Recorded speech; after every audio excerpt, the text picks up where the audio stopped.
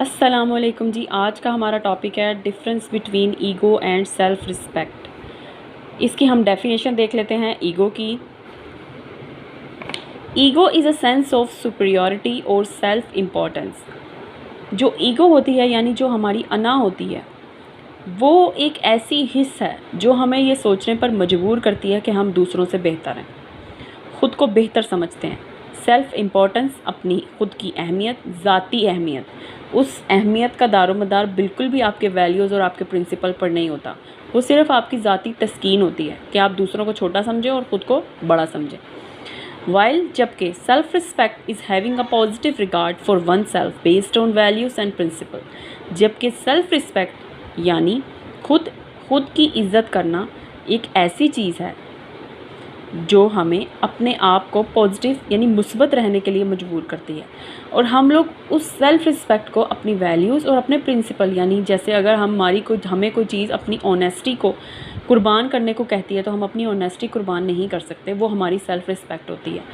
ठीक है, हमारी रिस्पेक्ट पे हम अपनी इज़्ज़त पे कोई कॉम्प्रोमाइज़ नहीं कर सकते। वो हमारी सेल्फ़ रिस्पेक्ट होती है। यानी कि बग़ैर किसी दूसरों को छोटा समझे, बग़ैर ख़ुद को बेहतर समझे, बग़ैर दूसरों को छोटा दिखाने के लिए जो चीज़ हम अपने लिए कबूल नहीं करते, जबकि उसमें हमारे प्रिंसिपल और हमारे वैल्यूज़ हैं उनको ठेस पहुंच रही होती है और हम वो चीज़ से इनकार करते हैं, तो वो होती है हमारी सेल्फ़ रिस्पेक्ट। जबकि सिर्फ़ महज़ दूसरों को छोटा दिखाने के लिए अगर हम कुछ करते हैं या कुछ नहीं करते तो उसको हम कहते हैं वो हमारी अना है।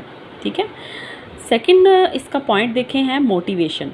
Ego is often driven to need for validation and external approval.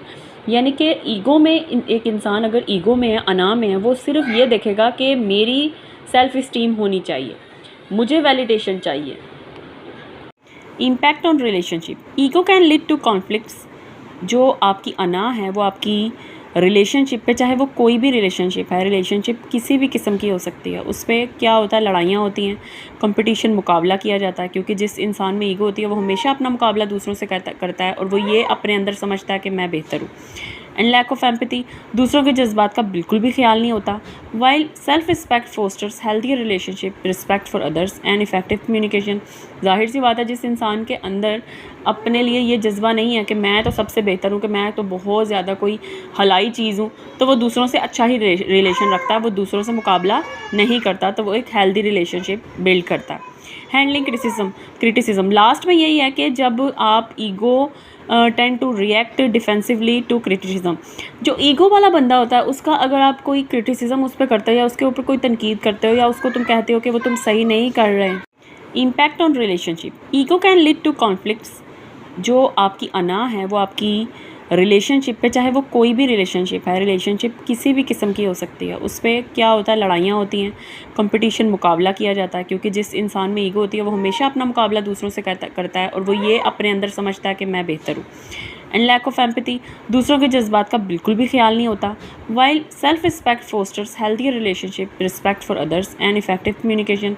जाहिर सी बात है, जिस इंसान के अंदर अब ईगो वाला इंसान बिल्कुल भी क्रिटिसिज्म को हजम नहीं कर सकता। वो फ़ौरन से पहले आपको टूट के पड़ेगा कि मैं सही हूँ और तुम गलत हो।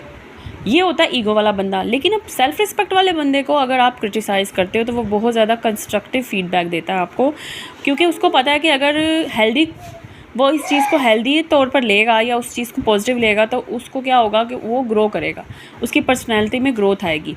और कभी भी ईगो वाले बंदे जो होते हैं वो कभी भी ग्रो नहीं कर पाते, क्योंकि उन्हें हमेशा ये लग रहा होता है कि वो परफेक्ट हैं और परफेक्शन का कोई इलाज नहीं होता, परफेक्शन का कोई भी मज़ीद उसकी ग्रोथ नहीं होती। लेकिन इनकी गलत फहमी होती है।